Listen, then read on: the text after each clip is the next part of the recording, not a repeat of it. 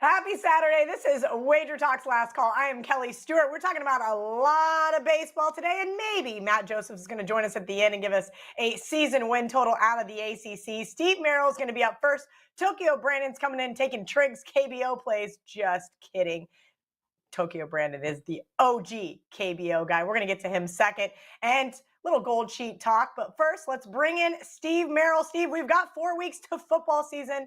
You and I are reminiscing on last year's Wager Talk meet and greet. And sounds like, unfortunately, you won't be here this year. But at least one other person's not going to be. And that warms my heart.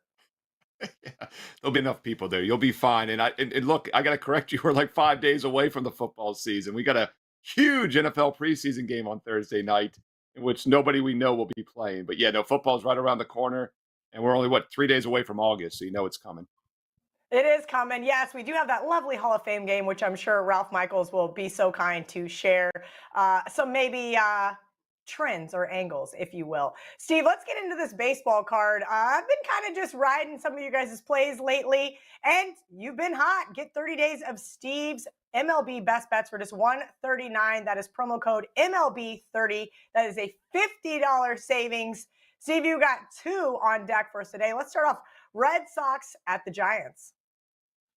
Yeah, I actually used this as my free play yesterday. Always check out wagertalk.com for those bonus free plays from numerous cappers. I mentioned it on the baseball show yesterday as well, and I said under the total between the Giants and Red Sox, and it cashed easy last night. And, Kelly, I was on the baseball show a few days earlier on Tuesday, and I used the under with the Giants and the Oakland A's in that game, and it went 2-1. And what I said back on Tuesday was that the Giants were returning home after playing every game on the road since the All-Star break. They played 11 straight road games. Came back home without rest. They'd lost 6 straight. They'd put up 2 runs or less in 5 of those last 6 road games. And the offense remained ice cold. They had only 2 runs on 4 hits against Oakland on Tuesday.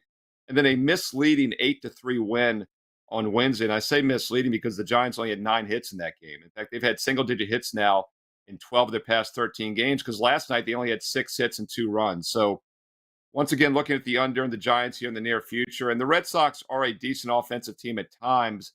But it looks like they're cooling off as well. 8 hits in their last couple games and only 8 total runs. So I like the game under, but if you really want to dial it in, I think the safest play is probably playing a Giants team total under. It's something that's been working like clockwork and has been cashing left and right over the past couple weeks. Overnight, we did not have listed starters, but it's now looked like it's Paxton and Walker.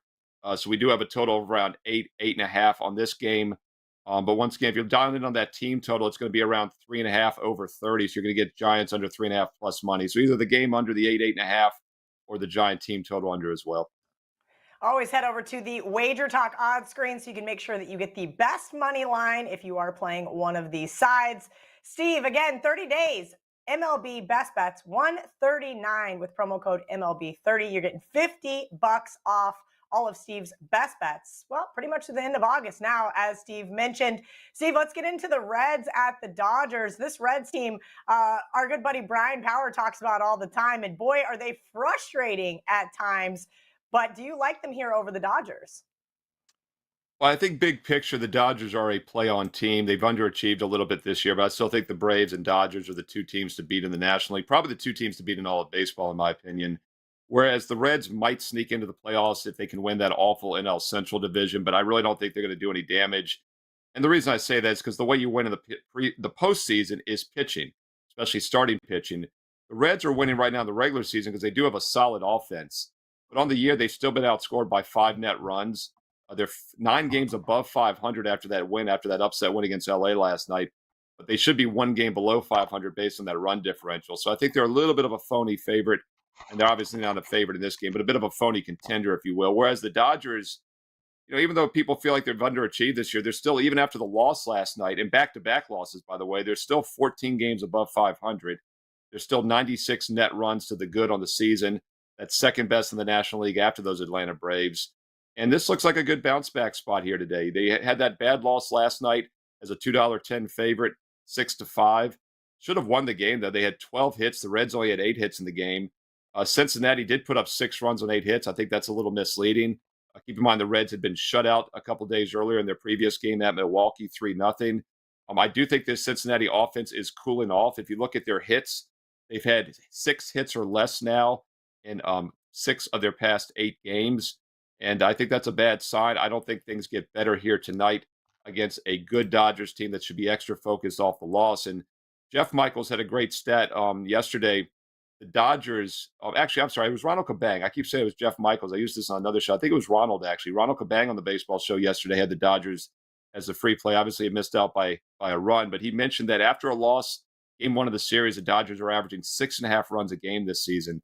They didn't quite get there last night with 5, but once again, 12 hits.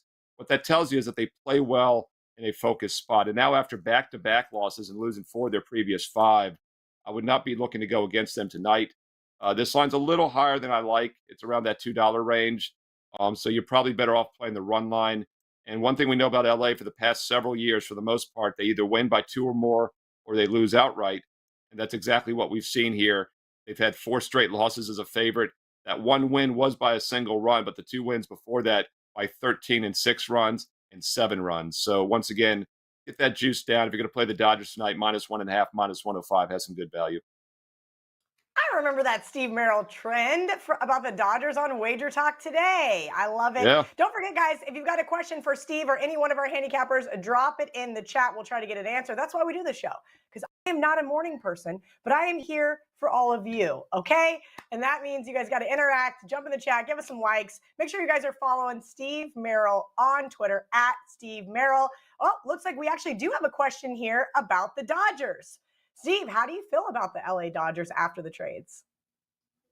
Yeah, first time caller, long time listener. Thank you for the question. But I think the Dodgers and the Braves are still the class of the NL and very well are the class of all Major League Baseball. You know, Kelly, if you look at run differential, and once again, it's not necessarily something I use a lot as handicapping, but it's good to talk about because over 162 games, everyone's playing, and everyone does play everyone this year. It's the first time in history everyone is playing everyone. So I think it's a pretty good indicator as we're now over 100 games into the season.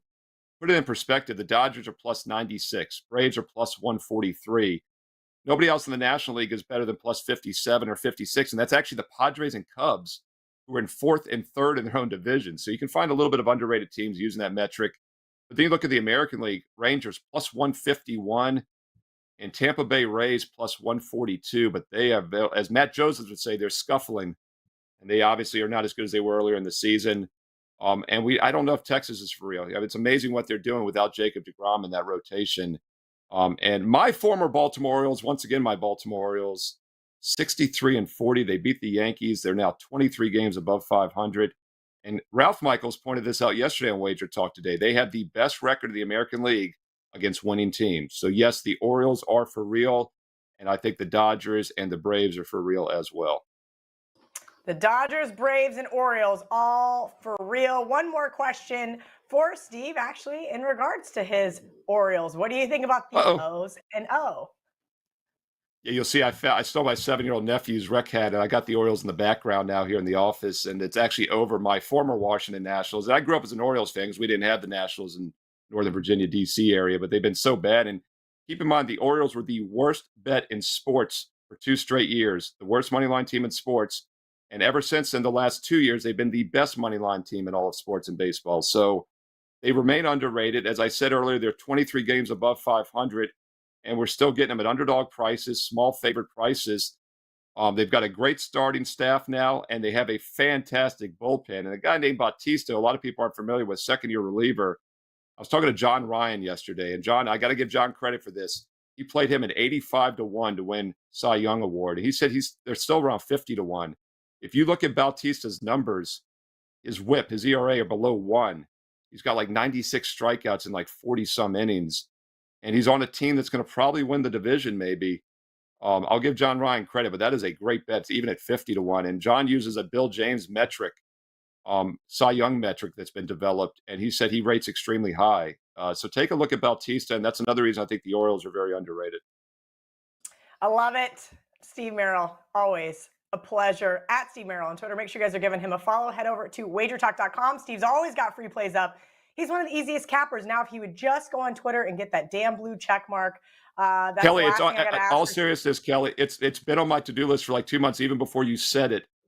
And I'll do it this weekend. I might even do it today since I got a little bit of time. But I meant to do it the other day when you sent the reminder. I No, have been and no, I'm with hounding you. Ralph and Jeff Michaels for weeks, and now you're my next project.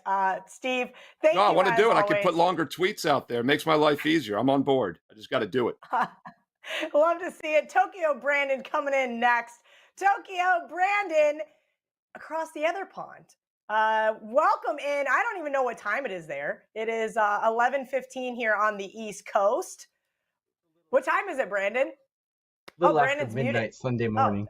Yeah. After midnight. Ooh, yes. Well, we appreciate you here in America staying up Saturday late night. for us every single night. Uh, Yes, Brandon, ma'am. really quick, one thing that Sure. I find very interesting about you is your backstory. And because we've got a couple Yes. minutes here, I want you to kind of tell Sure. people how you got the nickname Tokyo Brandon. You live in Tokyo, but how did you get there? Yeah, I actually in at the university I studied Japanese and I did a homestay here, so that's how I got over here originally.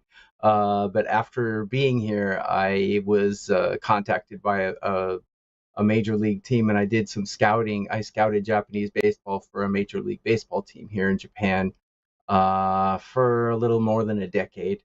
So that's got how I got my start in baseball. So yeah, it was just originally coming over here as a homestay from University of Arizona where I studied. So that's my I love it. backstory. It's just such a unique story. And then next thing you know, you're working for a Major League Baseball team. And then next thing you know, you're working for us at Wager Talk, talking about That's the right. Asian baseball leagues, whether that's Japanese baseball, Korean baseball, and you also know quite a bit about American baseball. So let's get into it I do. here real quick. Wager Talk's #1 all sports profit handicapper. Yep, that's him. To my left, 2 years in a row, 2022 and 2021. Right now, he's on a 17-5 MLB run. Brandon, you got 2 plays for us today. Let's start them. Yep. Let's go. First one is Major League Baseball, and I've been finding some success recently on the outs recorded props for pitchers. You know, it's pretty easy to beat the book in these, and actually my overs for these are winning at a pretty high clip. And I have one today for Aaron Nola. He's going against the Pittsburgh Pirates today. He averages 19.2 outs per outing, which means he gets out of the 6th inning almost. He averages more than he averages basically 1 out in the 7th inning per start. And the Pittsburgh Pirates, on the average, they'll allow the starting pitcher to go a little bit over his outs average, 0.2 over his average. And I checked the book. The book has it at 18 and a half outs, which means if he gets 1 out after the 6th inning, it's a winning bet. The average looks good. The team he's facing looks good. And if you look at his OPS against Pittsburgh Pirate batters in his career, it's a minuscule 411. If you look even further, his last 4 starts, he's gone past the 7th inning. 3 of his last 4 starts, he's gone 104 pitches, 91, 98. So he goes deep into games, and I don't think the Pirates are a team that's going to hold him back. So my first free play for today is in the Major League Aaron Nola game. I think he's going to go over 18.5 outs today. All right, 18.5 outs. I love it. This is all of these Over. fun little prop bets that I would never, ever find, Brandon. And so I love that you Yes. guys dig deep. And also, by the way, guys, plus money. I always love a little plus 125. All right, if you Yes. guys have a question for Brandon, make sure you guys drop it in the chat. Again, that's why we're here, to break down some games for you guys, get to know your handicappers a little bit better before the games tip off. Now, the sport that saved us all during COVID, well, this Nicaraguan soccer and Russian table tennis, if you will. I'm not going to lie. I definitely was up at, 3, 4 o'clock in the morning watching some KBO games, in the summer of 2020. But Brandon, you and Adam Trigger and even Andrew McGinnis kind of helped, popularize the sport. And 2 of you guys still handicap it to this day. I know that you have spent years handicapping KBO. So let's break down the Kia Tigers and the Lottie Giants. Let's do it. So by the way, one last mention about the outs recorded prop. They're very easy to find on DraftKings. If you just go to MLB and go to pitcher props, they're right there, and they're really easy to beat. The numbers are really soft. So on to the KBO. We've got the Lotte Giants at the Kia Tigers, and nobody's hotter than the Kia Tigers right now. They're scoring 4.7 runs per game. They're only on a 2-game winning streak, but they're on a 7-3 in their last 10 streak. They have the second best bullpen in the KBO, which is quite impressive because KBO run scores are quite high. The average the average number of runs per game is 9 in the KBO, which is a little higher than MLB, which is around 8.8. The Kia Tigers, if you have a good bullpen, basically you have a huge advantage. And tomorrow or tonight, Han Hyun Hee is going for Lotte, and Han Hyun Hee, I have him ranked 43 out of 100 pitchers on my rankings, and Thomas Pannone is going for the Kia Tigers. I have him ranked 9. Thomas Pannone has been great. He's got a 2.80 ERA and a 1.23 WHIP. 1.23 WHIP in Major League sounds pretty good, but in the KBO it's amazing because the average WHIP in the KBO is around 1.39. So he's doing great there. He's got more strikeouts, more walks. The Kia team WOBA is a lot better than Lotte, and I really love the bullpen. I think Kia is going to come out and just destroy Lotte in this game. They just destroyed him about 4 hours ago as well. The number is out in some of the not so famous books, shall we say. It's come out around minus 180. But there's a betting technique that I'd like to address here, which is the -1. And again, I'm not here to promote DraftKings, but DraftKings does have really good numbers for these Asian baseball games that I cap. And they always offer a -1 for all the Asian games. And what the -1 means is if your team wins by 1, it's a push. So it's kind of an insurance bet as opposed to the run line, which is -1.5. You can get it, for example, if the money line is -180, you can get a -1 for if you can chop off about 30 cents off the price and get it for maybe a 150. Kia definitely worth a -1 at -150 in this game because they're just the better team, the better pitcher, the better bullpen, the better lineup, the better everything. The only thing they don't do better than Lotte is they commit a few more errors than Lotte per game or on the season. But I'm not going to let that get in the way. I think a -1 for the Kia Tigers here, which will probably come out at around -150 or -145, would be a great bet. All over the Kia Tigers here. I love it. The funny part about Korean baseball is that like it's always like brands that you know. I'm like, wait, that's my TV. It's the same, and it is very Samsung. what we do here in the United States. LG, LG. I got a washer dryer. It just every time I hear it, I'm like, wait, Kia. Oh, wait, actually, the car company is the major sponsor instead of the city that they're in. It's great. We do have a couple of questions in the chat box. Chosen One wants to know, sorry, no betting question, but do you think the NPB Japanese-born player to MLB policy will change? We need to see players like Sasaki and Murakami in the U.S. Yeah, in Japan, they do have a policy which is called the posting system. When you get drafted by a team in a Japanese league, you are owned by them for 10 years. So you are not released from your contract for 10 years. You cannot become a free agent unless you post, which means the major league team that wants you has to pay a huge sum of money to the team here in Japan to release you from your 10-year contract. It's kind of slavery in a way, but no, I don't think it's going to change because the teams in Japan, teams in Korea, they have to kind of protect their league. If they get all their good players purged, then their league will lose popularity at home. So I don't see the system changing. Incidentally, Otani and Darvish played for the same team. So they're called the Nippon Ham Fighters here. And you can imagine the Nippon Ham Fighters got paid quite a hefty ransom to release Darvish and to release Otani. So yeah, teams out here are just making huge bank on this posting system. So no, I don't see it changing anytime in the future.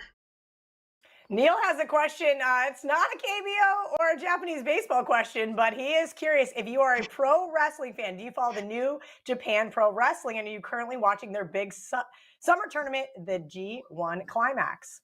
I know nothing about pro wrestling, zero. So unfortunately, I cannot expound on this at all. I do get asked a lot by people in the U.S. about Japan wrestling. There was like a new Japan wrestling, and then there was like a pancreas wrestling or something like that. But I know nothing about these. People have asked me to record it on TV and send it to them and stuff like that. But no, I guess That Japanese is wrestling is absolutely something hilarious. really But cool, I guess. I don't you know. know, maybe if they start setting lines on it, as long as it's not like WWE style, maybe we can get a little action. I've I never seen turn down winning bets, Brandon. We still I've have a couple seen minutes lines left. on sumo wrestling before, but Ooh, that could be actually, fun too. Pinnacle had lines on sumo wrestling a couple of years ago. They don't have it now, but they used to. So that was quite interesting. I do watch sumo wrestling, by the way, but That is not. absolutely and utterly hilarious. I know you did have one other game that if we had time for, you wanted to mention. That is Yeah. LG versus Doosan. Do you speak Yes. Korean at all? I know you speak fluent Japanese. I do speak Because it fluent Japanese. Korean, I only know a couple of set phrases. I wouldn't say I speak it, but I do watch the KBO games in Korean because I use a VPN and pretend like I'm in Korea so I can watch the games. So I do listen to the games, but no, I am not a Korean speaker, unfortunately. I would have been One, very impressed if you were. I'd be trilingual in that case. One note about what you said about the companies. The thing is, in Asia, even in Japan and in Korea, the leagues are company leagues. So they're not, like Los Angeles Dodgers. So it would be similar to like the Microsoft Dodgers versus the Motorola Giants or something like that in Major League. So the companies own the teams out here, which is why they say it like that. Even in Japan as well, it's the Yakult Swallows. Yakult is a sports drink, and Chunichi Dragons. Chunichi is a newspaper. So yeah, that's how they do it here in Does Asia. that newspaper This, only write favorable articles about their team? That's what I need to know. I need to know how to like they sift only cover their through. own team. Yeah, it's kind of like local newspapers in the U.S. who only beat writers who only cover their own team. Yeah. By the way, Chunichi is in last place right now, and they're scoring 2.3 runs a game. So, but I just want to do a quick mention of the LG Doosan game. So LG Twins are taking on Doosan. Uh, Numbers are not out yet for this. But it is interesting to note that these two teams, when they get together, they played 14 games and they are averaging 12.3 games per contest. So when this comes out, if you see a low line like I did yesterday, when there's good starting pitchers, you'll get a favorable line. And yesterday the line came out at 7.5, which is just absolutely ridiculous. So I threw a 4% play on the over and it cashed in about the fourth inning.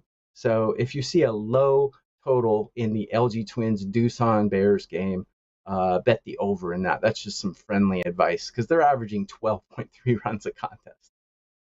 So wait, what would a low total constitute in KBO? Because a low total in Yeah, Major League Baseball is like a 6, 5.5. yeah. Japan League, I know you didn't ask, but I'll go over Japan as well. Japan League, they're averaging about 6.2 runs per game, so it's quite low. So if you see a 6.5, a 5.5, it's kind of normal. If you see a 5, it's really low. But in the KBO, they're a little higher than MLB. Very rarely you'll see a 7.5.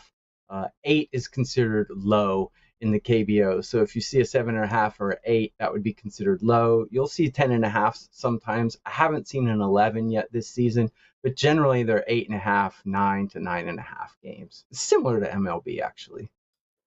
Okay, that makes a little bit more Yeah. sense. I know I've just picked up on bits and pieces over the last couple of years. Make sure you guys are following Tokyo Brandon at JP Baseball TV over on Twitter.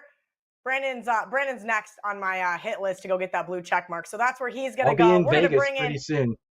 I love it. Yes, Brandon will be at the Wager Talk meet and greet. We're gonna be at Stadium Swim on Saturday, August 19th.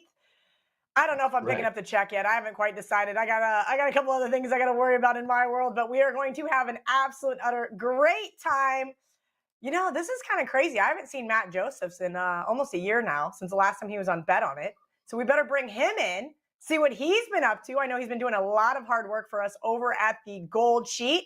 Matt might be like one of the very first people that I met in this industry. I would have to like fact check that on Twitter, but I'm almost positive. Mid-major Matt, welcome in.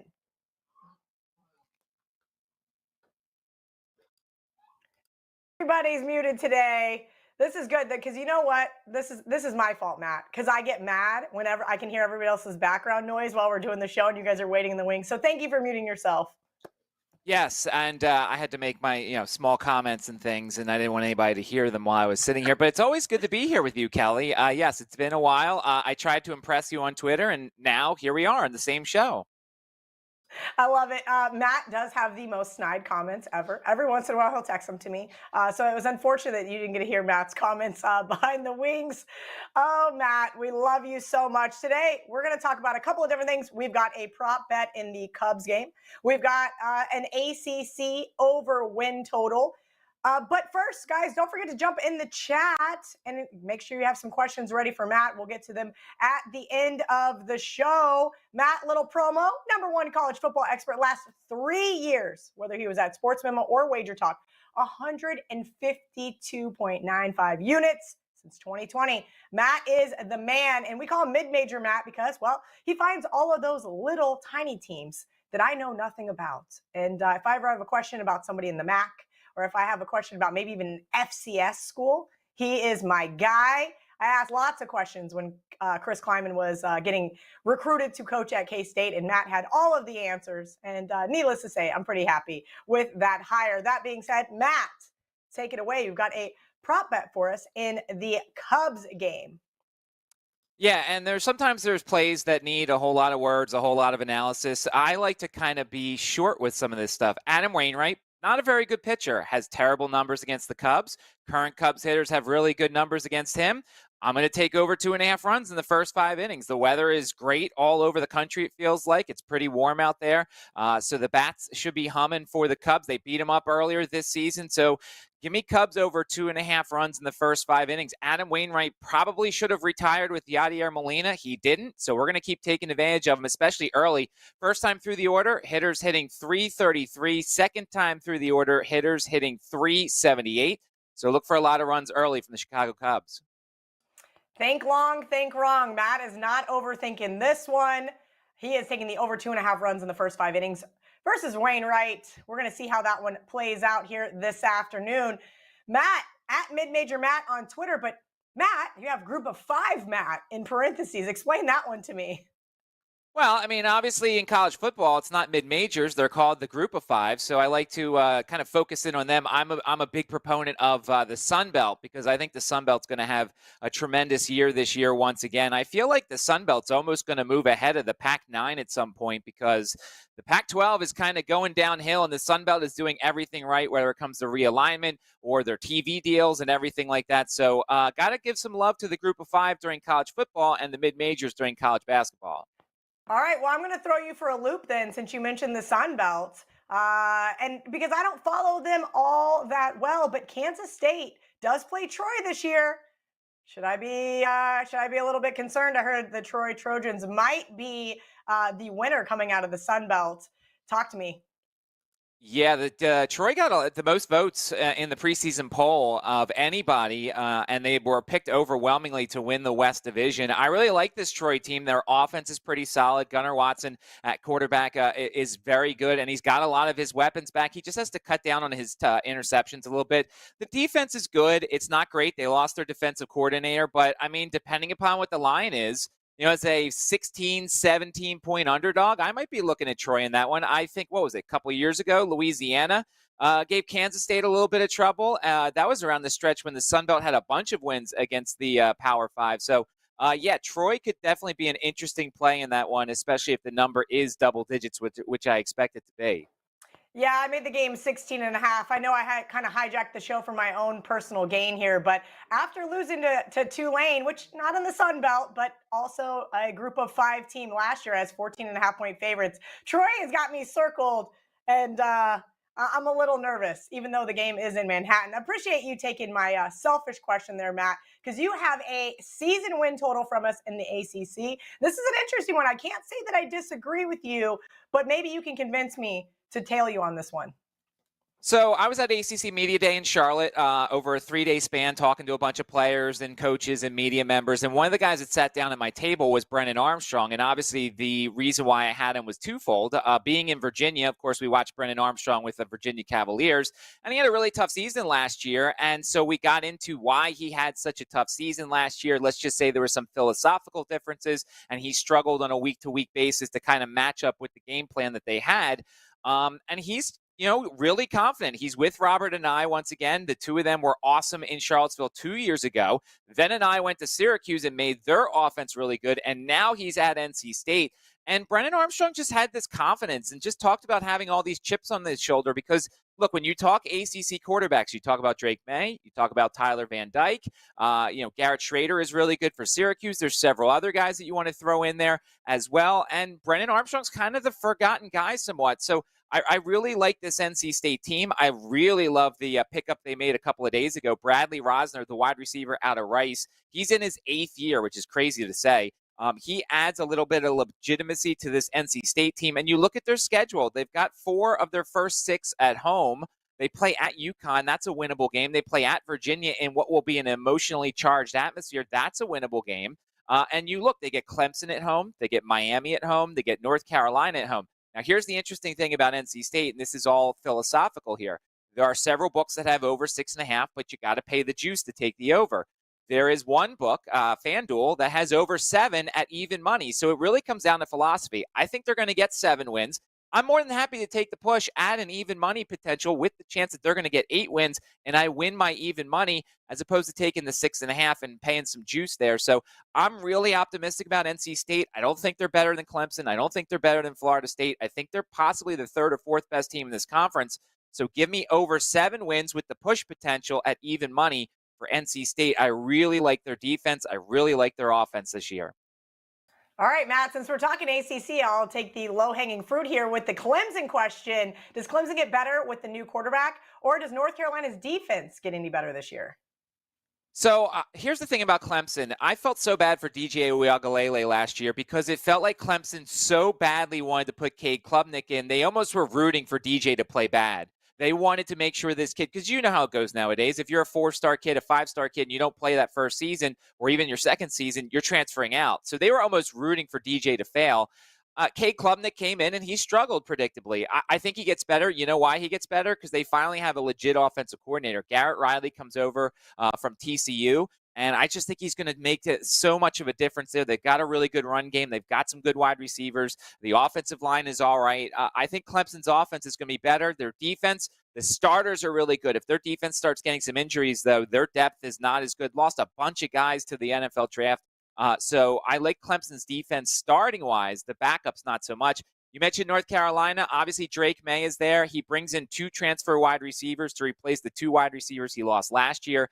It's a bit of a concern, or at least early on, that they try and build some chemistry. That South Carolina game will tell us a lot. But, yeah, their defense, 2 of the best guys they had at corner, Storm Duck and Tony Grimes, both transferred out. They picked up 2 transfers from other places. I'll see how they pick up the defense here. But, yes, North Carolina's defense is holding them back from being a Tier 1 team in this conference. Oh, boy. I don't know if I want to take this question because I'm going to make some snide mid-major Matt remark. But we'll talk about the guy with the Apple Watch chain. Question for the show from Ryan Claus. What are Jalen Daniels' chances of winning the Heisman? I'm putting 3 units on it. About as good as Will Howard winning the Heisman this year. Don't waste your money. No, never mind. This question's for Matt. Go ahead, Matt.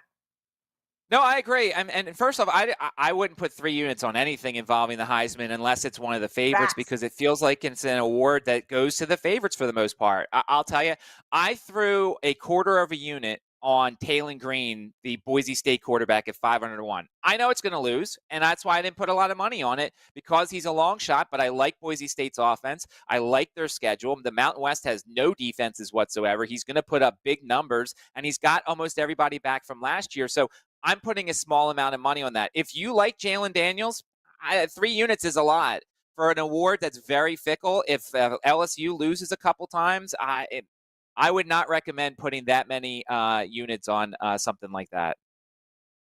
I am dying laughing because I just realized I had the wrong quarterback in mind, wrong Daniels. That being said, thank you, Matt, for making me feel really incredibly stupid on this early Saturday morning. I love you guys. Thank you for hanging out with us at Mid-Major Matt. Thank you guys for the questions in the chat box.